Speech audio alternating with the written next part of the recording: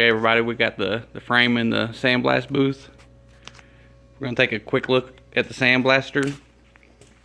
I've had this thing for probably 20 years. I debowed it from Pops.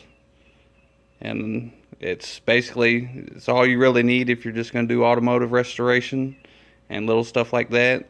It'll handle pretty much well any of that you throw at it. I believe that's a ALC and a 90 or 100 pound pot.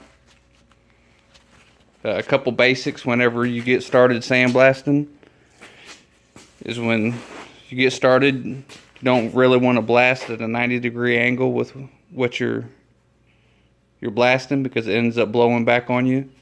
You're always better to be at a 45, that way it ricochets off. Whenever you go to blow down in a hole, always be to the side of it, you know, have your hand out, because that also it'll blow up in your face.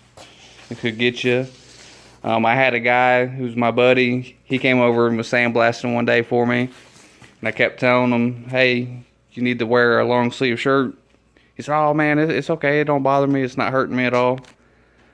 He called me the next morning and he said it was like the worst sunburn he'd ever got. So just keep that in mind. It might not seem like it's hurting you, but it's slowly basically sanding you. So it'll rub you raw real fast, and you won't even realize it until you take a shower. Alright, I'm going to get suited up and we're going to sandblast this. One more quick thing. I use black diamond media. I believe it's coal slag pretty much. I used to use sand, but it's kind of hard to find around here.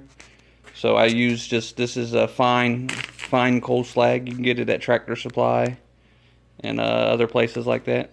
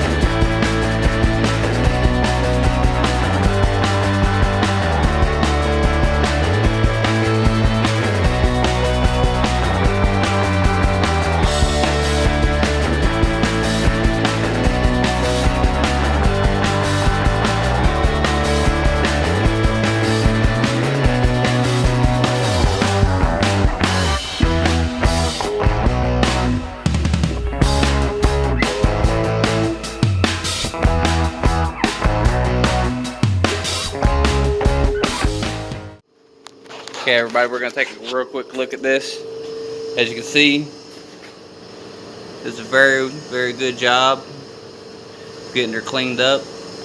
I hit a couple of different areas so you guys can see this area in particular. This right here is a bunch of undercoating. It's not that big of a deal on this frame, but if this was like on the bottom of your car, and if you didn't blast it and send it out to have it blasted, them blasters most of the time will just stay hammered on that, and it'll end up warping your floor pans and stuff real bad. So that's just something you want to think about. Most of the time, something like that, we would just take a heat gun and get it scraped off if it was on the bottom of the floor. Most of the time we do it on the frame too, because it's just quicker. The blaster takes a little bit longer to cut through that. So, what does everybody think? Everybody tell me what you think. If you think it's worth blasting, or if you'd rather sit there with a wire wheel and sandpaper and DA. I'm gonna go ahead and blast this up off camera, and you guys have a good day. Okay, everybody, it's about 4 or 5 hours later. We got her all blasted up. She looks much more better.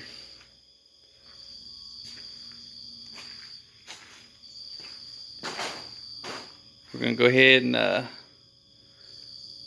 slide her over to the other side, and then in the morning we'll epoxy primer and paint her. I'll catch you guys on the next one.